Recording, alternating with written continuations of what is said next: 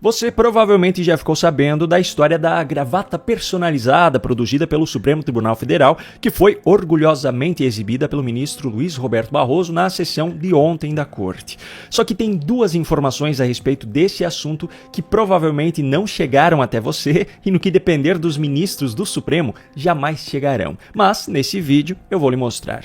Antes disso, para aqueles que ainda não assistiram à fala de Barroso, o vídeo é esse aqui. E faço apenas um registro, não passará despercebido, de que nós, a novo departamento STF Fashion, nós lançamos uma gravata do Supremo Tribunal Federal que todos estamos utilizando, e para as mulheres um lenço belíssimo, como o que está com a ministra Carmen Lúcia. E a razão real para isso é que nós recebemos muitas visitas ou visitamos lugares em que as pessoas nos dão presentes. E, portanto, foi uma forma que nós encontramos gentil de retribuir os eventuais presentes que recebemos com uma gravata que tem um símbolo do Supremo Tribunal Federal e que, se permitirem aí, modéstia, ficou muito bonitinho. Ficou muito bonitinho, diz ele, só para aumentar ainda mais o deboche em relação ao cidadão brasileiro, que é quem está pagando por essa palhaçada. Sim, você, cidadão brasileiro, pagador de impostos, é quem está arcando com os custos dos novos itens personalizados da Suprema Corte. Só que, como eu falei anteriormente, tem duas coisas relacionadas a essa gravata que os ministros do STF não fazem questão nenhuma de que você saiba. A primeira delas é justamente o custo unitário de cada uma delas para o bolso do povo brasileiro. Para que você tenha um parâmetro de comparação, as gravatas que eu costumo usar para gravar esses vídeos aqui são vendidas por valores entre 30, 40, 50 reais. Algumas um pouquinho mais elaboradas e encorpadas custaram entre 70 e 80 reais. Existe, obviamente, uma infinidade de gravatas com preços muito maiores do que esse, mas eu particularmente considero desnecessário pagar mais do que isso por um item como esse. E eu preciso deixar muito claro, os valores que eu citei aqui são das gravatas sendo vendidas lá na loja, ou seja, o preço final para o consumidor. O custo de produção delas, obviamente, é muito menor. Agora, sabe qual é o custo de cada unidade dessa nova gravata dos ministros do Supremo Tribunal Federal? R$ 384, de acordo com a apuração feita pela revista Oeste através dos dados da transparência.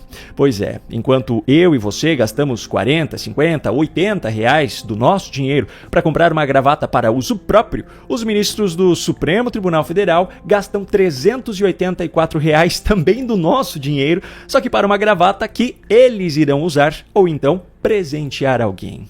E é aqui que entra a segunda informação que eles não querem que você saiba, e que é a mais importante delas. Barroso afirmou explicitamente que os ministros recebem presentes e que as gravatas foram produzidas com o intuito de retribuí-los. É que nós recebemos muitas visitas ou visitamos lugares em que as pessoas nos dão presentes. E, portanto, foi uma forma que nós encontramos gentil de retribuir os eventuais presentes que recebemos com uma gravata. Só que o Código de Ética da Magistratura, em seu artigo número 17, determina de maneira muito clara que é dever do magistrado recusar benefícios ou vantagens de ente público, de empresa privada ou de pessoa física que possam comprometer sua independência funcional. Ou seja, um ministro do Supremo Tribunal Federal não pode receber esse tipo de presente que Barroso disse orgulhosamente que eles costumam receber.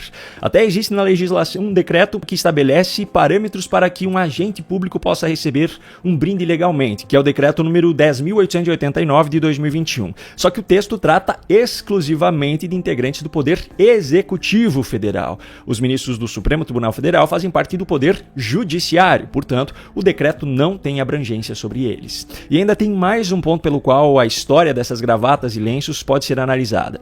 O artigo 37 da Constituição Federal de 1988 determina que a administração pública, direta e indireta de qualquer dos poderes da União, dos estados, do Distrito Federal e dos municípios, ou seja, o Poder Judiciário está incluso nisso, obedecerá aos princípios de legalidade, impessoalidade, moralidade, publicidade e eficiência.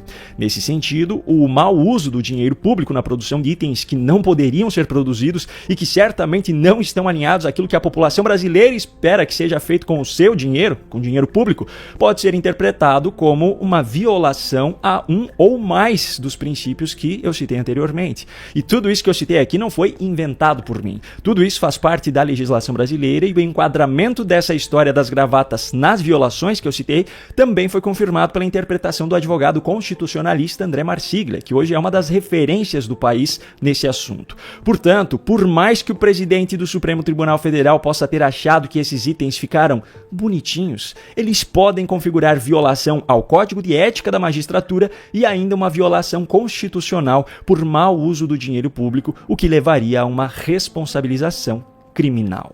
Agora, por falar em declarações que jamais deveriam ter sido feitas, no vídeo de ontem eu mostrei trechos absurdos de uma entrevista de Lula, onde ele disse, dentre tantas outras coisas, que o cidadão brasileiro deveria deixar de comprar alimentos que estão caros nos supermercados. Se está caro, não compra. Pois bem, por incrível que pareça, nem mesmo os pseudojornalistas militantes da Globo News, em sua maioria, conseguiram passar pano para o que Lula disse. Veja essas cenas. Eu vou repetir aqui, eu fico imaginando quem estava ouvindo isso, a pessoa que vai no mercado, não consegue comprar, ela sabe aquilo. Não precisa falar para a pessoa o que a pessoa sabe, as pessoas são ligadas. É óbvio que a pessoa entra no mercado e não consegue comprar porque ela não tem dinheiro. É simples como a gente está explicando aqui.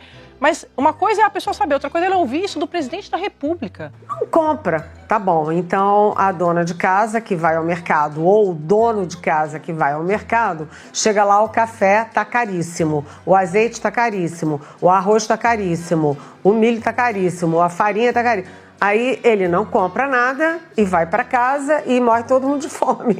Ou seja, não tem o menor sentido. É isso que eu tô falando, assim, eles sabem, eles têm o diagnóstico, mas eles não têm uma solução, Valdo. E aí, realmente, não tem marqueteiro que dê jeito. Descolamento dele dessa realidade. As pessoas não compram o produto, esse tá caro aqui, então eu vou substituir por esse outro aqui, esse chocolate tá caro, eu vou comprar outro chocolate. É uma questão de sobrevivência, é carne, é arroz, é farinha. É o básico. Então o Lula quer viajar pelo país, conversar com todo mundo, anunciar coisas e sempre que ele viaja quer dar entrevistas para as rádios locais, etc. Ótimo, desde que ele fale coisa com coisa. Não tem o menor sentido ele dizer que o dólar disparou por causa do Banco Central. Não tem o menor sentido ele reavivar aí a guerra dele com o Roberto Campos Neto, que não é mais presidente do Banco Central, que não tem mais nada a ver com isso. Essa fala do Lula mostra que o governo está perdido em como enfrentar. Ou seja, lá atrás a gente já afirmava que está fazendo um carnaval, dizendo que o preço está alto, mas não tem nenhuma proposta concreta. Pois é, só que apesar de completamente indefensável, o argumento de Lula ainda levou alguns desses pseudojornalistas a fazerem piadinhas em tom de justificativa. Aliás, por falar em inflação, para quem não está chegando agora, eu vou explicar que eu falei que a laranja subiu, mas a cebola caiu, e as minhas colegas brincaram dizendo que eu estava propondo suco de cebola. Então eu tenho que propor outras coisas. É o seguinte, gente, caiu também o tomate, caiu também a cenoura. Então, a gente pode uma fazer... salada aí. Pode fazer um suco de cenoura. Pode fazer suco. Pode fazer um suco de tomate. Eu posso viver de tomate e cenoura. Pra mim, se tiver tomate, cenoura, é suficiente. Bolonhesa também gente. caiu, mas batata tá fora dos nossos carne regimes. de segunda mais barata. Pega o patinho moído, entendeu? Tomate e cebola, que caiu o preço também. E a cenoura, você faz um belíssimo bolonhesa, genuinamente receita italiana. Sensacional, grande mesmo. Miriam. Fez Então, assim, café da manhã e almoço, meu amor. Agora, se a situação está ruim para esses militantes que recebem salários muito acima da média do brasileiro, imagine então para aqueles que votaram em Lula acreditando que voltariam a comer picanha e hoje estão ouvindo da boca do próprio presidente que deveriam deixar de comprar até mesmo o seu feijão e arroz.